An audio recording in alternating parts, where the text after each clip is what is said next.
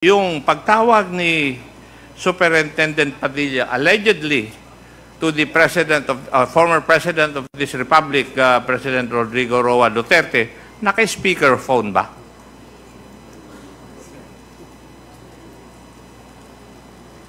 Ay pinindot po siya para mag-speaker on. So, nakita ko po. naka-speakerphone. Opo. Kaya narinig mo yung boses ng dating presidente. Opo. At dahil sa pagkarinig mo, alam po ninyo na yung ating dating presidente yon. Opo, Your Honor.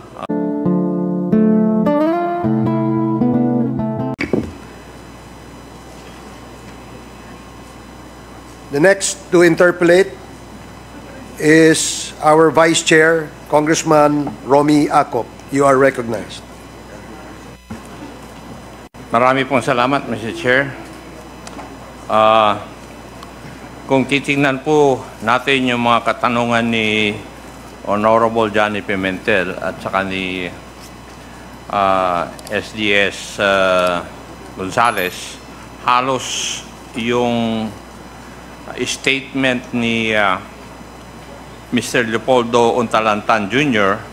ay nakumpleto na po yung pagtatanong, pagka-clarified dun sa mga kanilang kasagutan sa mga tanong sa kanilang affidavit. Be that as it may, pwede po bang matanong din si Mr. Untalan? But before that, I would like to state na doon sa sinumpaang salaysay ni Fernando Magdadaro alias Ando, kung titingnan po natin, it supported all the answers given by Mr. Leopoldo Untalantan Jr. sa mga katanungan na ibinigay ng ating mga kasamahan at doon sa kanyang affidavit. Ngayon, pwede po bang malaman, Mr. Tan o Tata, sinabi mo doon sa statement mo, sa number 6, tinanggap mo yung alok ni SPO4 Arthur Narsolis dahil sa alam mo o naniniwala ka sa kanyang kapasidad at kakayahan. Pwede po bang malaman ano po yung kapasidad at kakayahan ng isang SPO4 na naka-assign sa CIDG? Ano po bang alam niyo yung kakayahan at kapasidad ni SPO4 Arthur Narsolis at naniniwala po kayo sa kanya? Dahil po sa mga boss niya na si Edelberto Leonardo at si Ruila Garma, na ang pagkakaalam ko ay malakas po sila sa Administrasyong Duterte, sa taas. Ang ibig po niyong sabihin, naniwala po kayo dahil sa lakas nila o kapit nila sa administrasyon? Opo, Your Honor. Pwede po bang malaman kung ano po yung klase ng lakas? Pwede po ba kayo magbigay ng halimbawa o ano na nagsasabi na malakas po si SPO4 o yung boss ni SPO4 Narsolis na sina Colonel Leonardo at saka Colonel Garma na malakas sila sa administrasyon? Meron po ba kayong may masabi na katibayan po yun?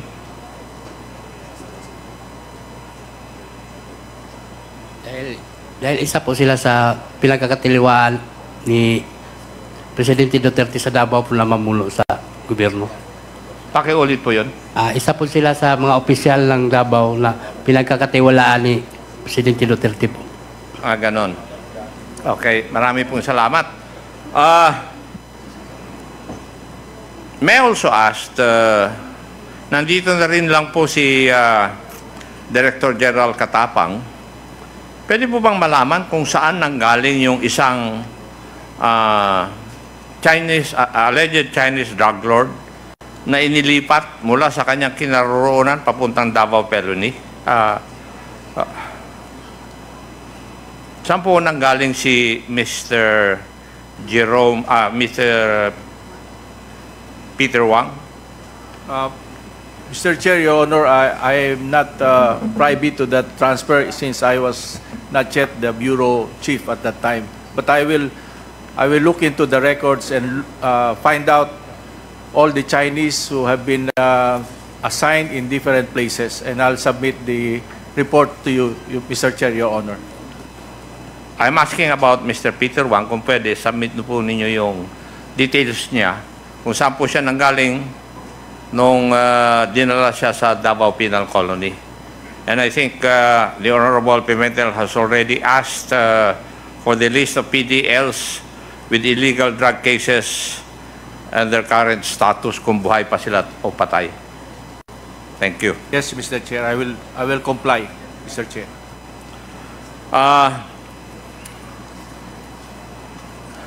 Tata, kung titingnan ko po yung mga kasugutan po ninyo dito sa Kwan, para bang si SPO4 Arthur Narsoles ang nagplano lahat nito?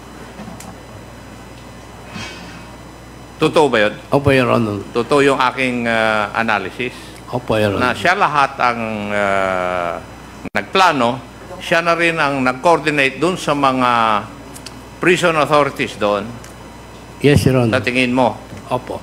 Kasi nung sinabi mo na mahirapan kayo na isagawa yung inyong pagpatay doon sa tatlong alleged Chinese drug lords, siya na ang gumawa ng paraan na kayo mabartolina.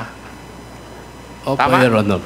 At matanong ko kayo, totoo bang merong nakuhang sachet ng drugs sa inyo bago na dahilan kung bakit kayo binartolina? Yun lang po, bigla na lang po may lumabas na sachet. Pero walang sachet. Wala po. Ha? May pinakita po sila. Na, sa amin galing. Pero hindi sa inyo galing. Hindi po. Sa bulsa namin daw galing.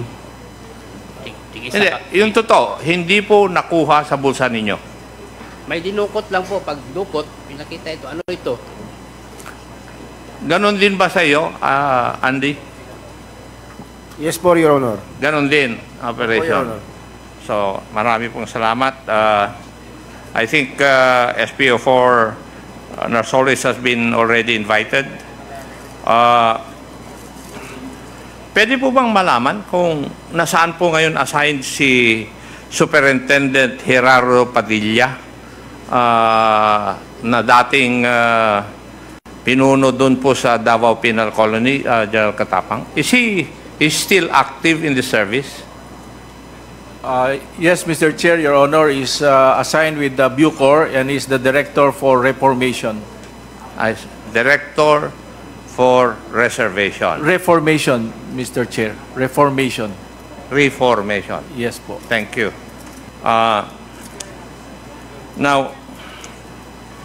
nabanggit din, Tata, na nakita po ninyo nakasama ni SPO4 Narsoles si Lieutenant Colonel Rohina Garma. Totoo? Opo, Your Honor. At sinabi mo rin sa iyong affidavit na meron po silang relasyon. Opo, Your Honor. At sinabi mo rin na hindi siya nakikialam doon sa pakikipag-usap sa inyo. Kami lang po ni Arturo Narsoles po. Siya, ano po? Kami lang po ang nag-uusap ni Arturo Kayo Narsoles. lang ni... Opo. Kaya nandun si Colonel Garma dahil sila ay boyfriend, girlfriend ni Juan. Silang dalawa. Pakiulit po. Pakiulit. Kaya siguro nandun si Rohina Garma dahil may relasyon sila. Opo, Your Honor. Tingin mo, Opo. nangingiti ka eh.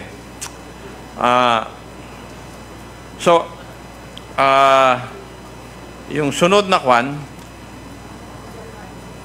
yung nagbigay sa inyo ng 2 patalim, sino po yun? Bali yung mayor ng Bartolina po. Sino po nga? Ano po ang pangalan niya? PDL Leo Pinkian po. So siya ang nagbigay ng mga patalim sa inyo. Opo, Your Honor. Ano, kailan po niya binigay? Bago kayo binartolina o nandun na kayo sa loob ng Bartolina? Nandoon na kami sa loob ng Bartolina po. Anong binigay? 29 at saka yung... Yeah. Yung parang 29 rin, yun ang sagot ni Andy kanina eh. Opo. Di ba? Opo, Your Honor. Thank you.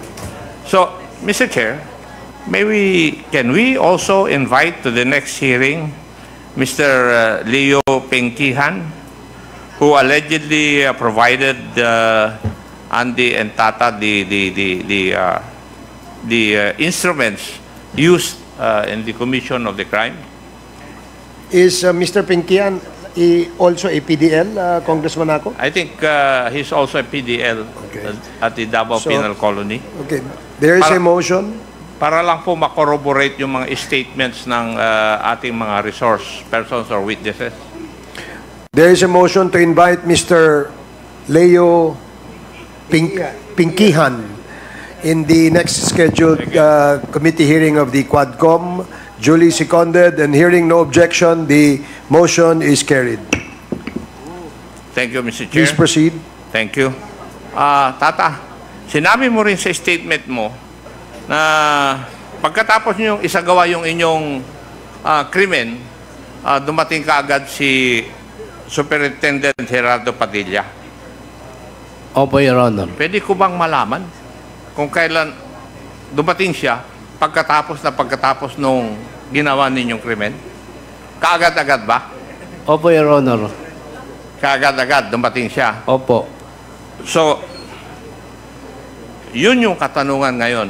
Paano nalaman ni Superintendent Padilla na may nangyari kaagad doon kung hindi po siya kaalam doon sa conspiracy na patayin yung tatlong alleged Chinese drug lords?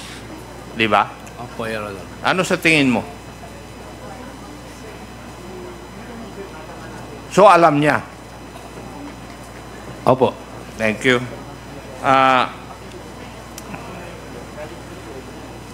Yung bang pag-uusap ninyo, yung pagtawag ni Superintendent Padilla allegedly to the former President of this Republic, President Rodrigo Roa Duterte, naka-speakerphone ba?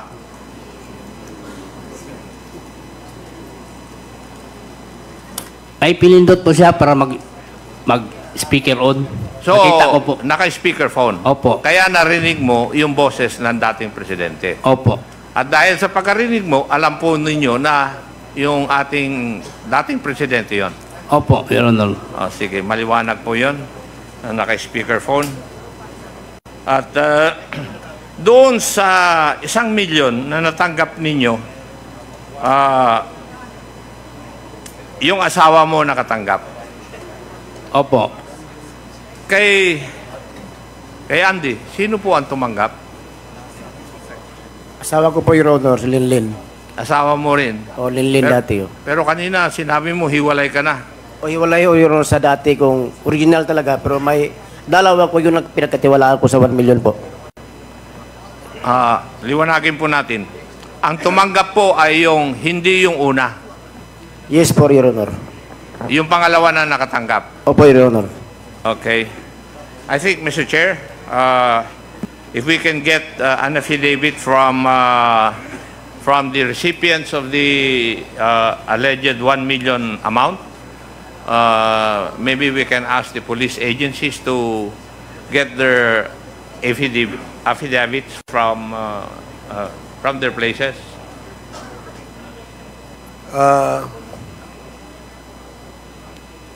Shall we ask the PNP of Region 11 or Maybe PIDEA, Mr. Chair? okay. So PIDEA,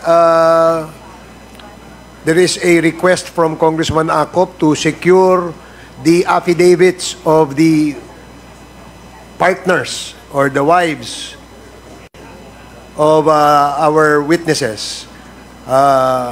Mamaya, pwede bang humingi ng address kung saan sila, nang sa ganon ay makausap at mabigyan, makuhaan sila ng mga affidavit.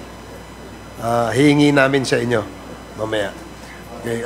PIDEA, please take note of that request. Congressman Acop, please proceed. Thank you, Mr. Chair. Tata, yung kaso po nyo ay, ang kinaso po ninyo sa inyo dahil sa insidente na yon ay homicide. Opo, Your Honor. Yun ba ang... sino po ang gumawa ng investigasyon? Ang Bucor po.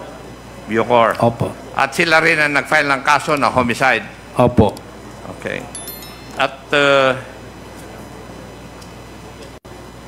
kung titingnan po natin, hindi po dapat homicide ang pag-file ay charge sa inyo, di po ba? Nasentensyahan na kayo rito? Dahil dito, nasentensyahan na kayo? Opo. So kung bubuksan uli, baka magkaroon ng double jeopardy. Kasi kung titingnan po natin, plinano po lahat to eh. Kaya hindi dapat homicide ang charge sa inyo. Kaya lang, homicide, para mas magaan yung kuha sa inyo at mas madali kayo sigurong ilabas. Na yun ang pinangako ni SP4 na Solis para gawin ninyo yung pinagagawa niya. Tama? Opo, Your Honor. Yes. Mr. Chair, I think from the answers to the questions of the members of this committee, I think, and if we are going to be able to get the corroborative statements of all the witnesses or the persons mentioned in this affidavit, I think we have established that there's a grand conspiracy to commit the crimes of murder insofar as this incident is concerned. Thank you, Mr. Chair. Thank you, Congressman Acop.